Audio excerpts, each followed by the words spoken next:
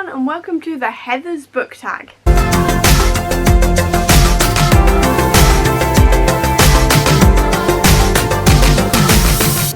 So today I thought I'd do the Heather's book tag because Carrie Fletcher created this a couple of weeks ago. I'm a big fan of her channel and her in general, and also I absolutely love Heather's. So I thought I'd do the tag, so let's just get into it. Question number 1 is beautiful, the prettiest cover in your collection. Court of Miracles. I may not like this book because I thought it was a fantasy retelling of Les Mis focusing on Eponine, which is, funnily enough, another character Carrie has played in the West End, but it was not fantasy whatsoever. It was pure historical fiction, which is just generally not my thing, essentially. But I keep this on my shelves because the cover is stunning, the sprayed edges are also stunning, and then the under the dust jacket art is one of the prettiest things I've ever seen in my life, quite frankly. It's just absolutely stunning. I may not like what's actually in this book, but my god, the cover makes up for it in a lot of ways. Question number 2 is Fight For Me, which is a book with a character who's loyal until the end.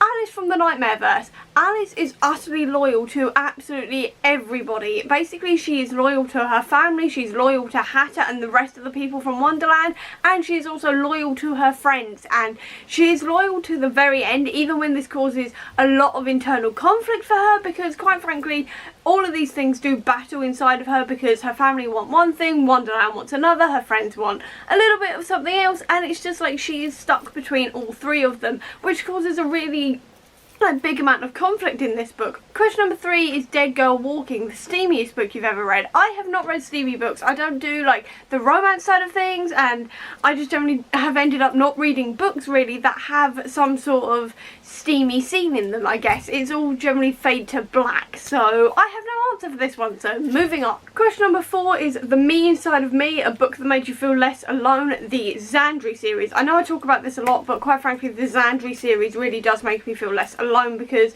it's a sci-fi with an autistic main character, and her autism traits are very, very similar to my own, and it was the first time I had ever read a book where there was a character who acted like me, who had similar sort of coping mechanisms and stuff like this, and it just generally made me feel a lot less alone. Question number 5 is Youre Welcome, a book where a character gets their comeuppance. Middle game.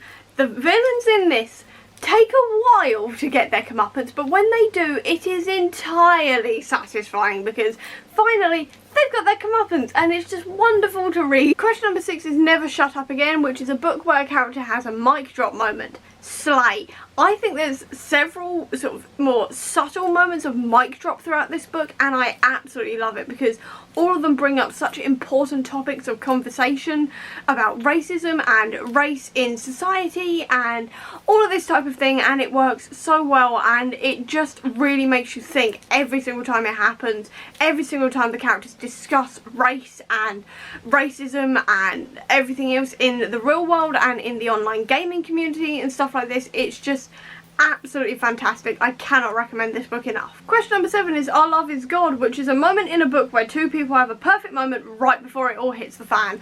I'm going to say Good Omens, not because they have a perfect moment inside the book, but Crowley and Aziraphale have a pretty perfect 6,000 years on Earth before the Antichrist is born, and it all goes wrong from there, and that's why I'm counting it. And also I couldn't help it because the prompt is Our Love Is God, and this is about an angel and a demon. I couldn't help it, quite frankly. I don't have that many books that have like perfect moments before it all hits the fan, so this is going to have to do, and quite frankly I'm not sorry about it. Question number 8 is Our Dead Gay Son, which is a book where the parents accept the kid unconditionally.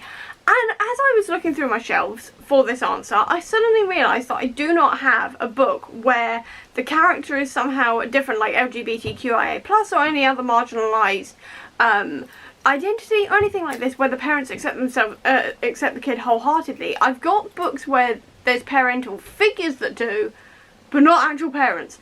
So I have no answer for this, so I'm gonna sidestep it slightly and say Miles Morales by Saladin Ahmed, because his parents and his uncle know that he's Spider-Man in this book, and well, in this series anyway, and his parents and his uncle are so supportive of this, and they are completely on board for him being Spider-Man. and they help him however they can, even actually going into danger themselves to save him on occasion. And that's what I'm going with, because I don't have another answer for this, unfortunately. I can name you a whole load of like supportive like parental figures and stuff like this, but I do not have one for like parents in the traditional sense. Question number 9 is I Say No, which is a book where a character stands up for themselves. Legend born. Bree in this book really stands up for herself the whole way through, whether it be against racism, against like the society who she thinks killed her mother, the demons, everything. She is constantly standing up for herself throughout this book. Question number 10 is kindergarten boyfriend, and that is a character who is hopeful against all odds.